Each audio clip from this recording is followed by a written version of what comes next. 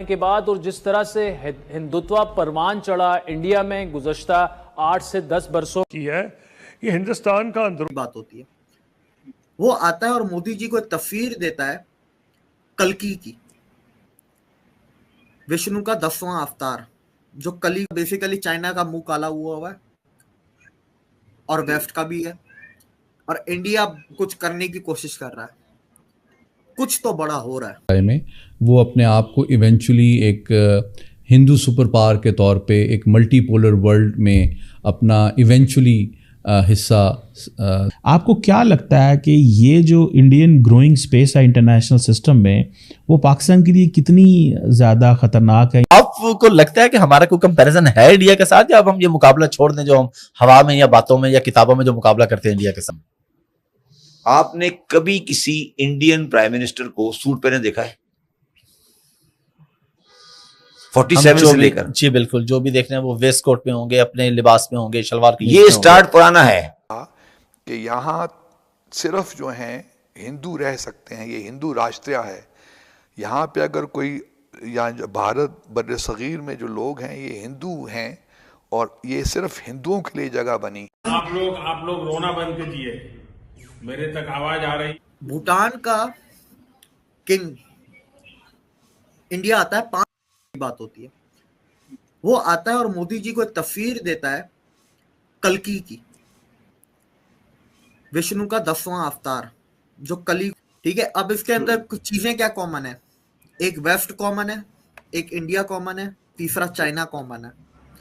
अब वैसे जहाँ चाइना और इंडिया है तो मतलब बेसिकली चाइना का मुंह काला हुआ है और वेस्ट का भी है, और इंडिया कुछ करने की कोशिश कर रहा है, कुछ तो बड़ा हो रहा है। आपको क्या लगता है कि ये जो इंडियन ग्रोइंग स्पेस है इंटरनेशनल सिस्टम में, वो पाकिस्तान के लिए कितनी ज़्यादा ख़तरनाक है, या how much does it make us insecure? देखिए, इसमें तो कोई शक नहीं है कि हिंदुस्तान की जो सोच है या जो ग्लोबल स्ट्रेटेजिक एम्बिशन है वो ग्लोबल है और लॉन्ग टर्म है, इसमें कोई शक नहीं है। और वो मेरी नाक़िस राय में वो अपने आप को इवेंचुअली एक हिंदू सुपर पावर के तौर पे एक मल्टीपोलर वर्ल्ड में अपना इवेंचुअली हिस्सा देखना चाहता है। ये उसकी ख्वाहिश और लॉन्ग टर्म स्ट्रेटेजिक विजन है। आपको लगता है कि हमारा कोई कंपैरिजन है इंडिया के साथ, या अब हम ये मुकाबला छोड़ दें जो हम हवा में या बातों में या किताबों में जो मुकाबला करते हैं इंडिया के साथ? देखिए, आपने कभी किसी इंडियन प्राइम मिनिस्टर को सूट पहने देखा है? 47 से लेकर, जी बिल्कुल, जो भी देख रहे हैं वो वेस्ट कोट में होंगे, अपने लिबास में होंगे, शलवार की ये स्टार्ट पुराना है। कायदे-आज़म सूट में थे, नेहरू सलवार कुर्ते में था। ये बीमारी नई नहीं है।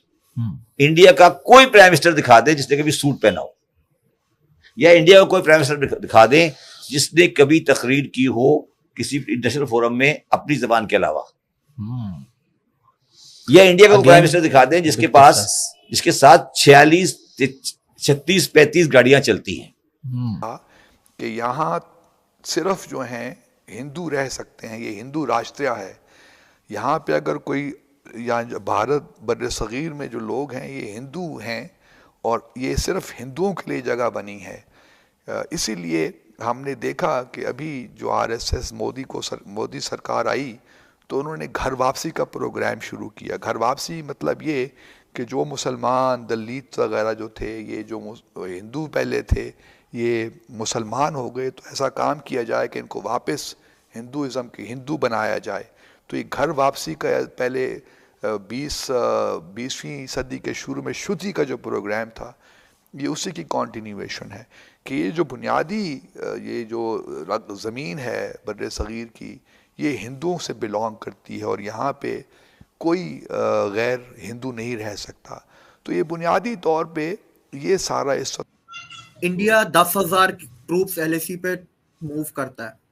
भारत के लॉन्ग टर्म स्ट्रेटेजिक ऑब्जेक्टिव्स हैं, गोल हैं, मतलब लंबा सोच रहा है, ग्रेट पावर ऑब्जेक्टिव्स हैं।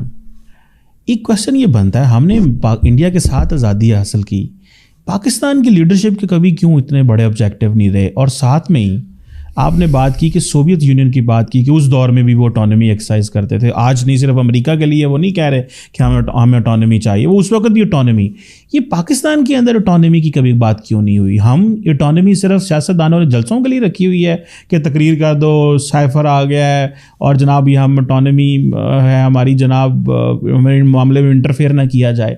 हमारे मुल्क में तो कभी इस लेवल पे बात नहीं हुई। हम तो ऐसा लगता है जैसे सरेंडर कर देते हैं हर चीज़ के अंदर।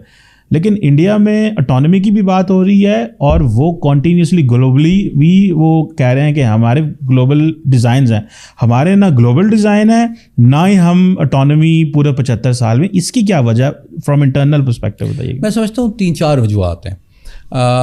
सबसे बड़ी वजह, दोस्तों ये वीडियो यहाँ पर होता है ख़त्म। आपने देखा किस तरीके से इस वीडियो में बात हो रही थी भूटान से जो एक हमें खुशखबरी मिली है। क्या खुशखबरी मिली है कि भूटान ने हमारे प्रधानमंत्री मोदी जी को वहाँ का सर्वोच्च नागरिक को जो अवार्ड मिलता है, जैसे हमारे यहाँ होता है क्या भारत रत्न पुरस्कार होता है, वो वैसा ही वहाँ का दिया गया है पहली बार किसी फॉरेनर को, और वो है मोदी जी, जो कि एक बहुत ही बड़ी अचीवमेंट है, बहुत ही बड़ी अचीवमेंट है।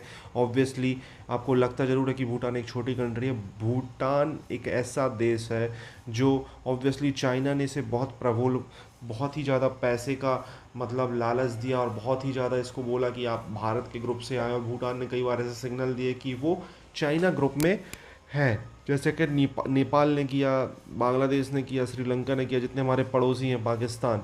तो भूटान किसी तरीके से हम उसको बचाए रखे और उसने एक बार फिर साबित किया है कि भारत का वो एक सच्चा दोस्त है। साथ ही साथ आप देख सकते हो अब्दुल बासित ने किस तरीके की बकवास की है, और अब्दुल बासित जो सुद्दी बुद्दी की बात कर रहे हैं इसमें थोड़ा बहुत सच्चाई है, बट हिंदुओं की लैंड है तो हिंदू बस रहेंगे, ऐसा कुछ नहीं है, ऐसा कुछ था ही नहीं। ठीक है, ऐसा कुछ होता तो भैया आज़ादी जब हुई थी ना 1947, उसके बाद ही शुद्धि कर देते पूरे भारत की, एक एक को निकाल देते, तो फिर तुम्हारे जो तुमने मुसलमानों के लिए देश बनाया था पूरे मुसलमान ही वहाँ पर रहते, यहाँ पर पूरे हिंदू नॉन मुस्लिम रहते। मैं हिंदू भी नहीं कह रहा हूँ, नॉन मुस्लिम कह रहा हूँ। तुमने मुसलमानों के लिए अलग देश की डिमांड की थी, तो ऑब्वियसली ऐसा तो हमने किया नहीं। तो वहाँ से तुम्हारी सोच देख लो और हमारी सोच देख लो, और आज तुमने किस तरीके से अपनी माइनॉरिटीज़ का हाल किया और हम किस तरीके से अपनी माइनॉरिटीज़ को रख रहे हैं, जनसंख्या ही सही समझ में आ जाता है। आपको क्या कहना है इस टॉपिक?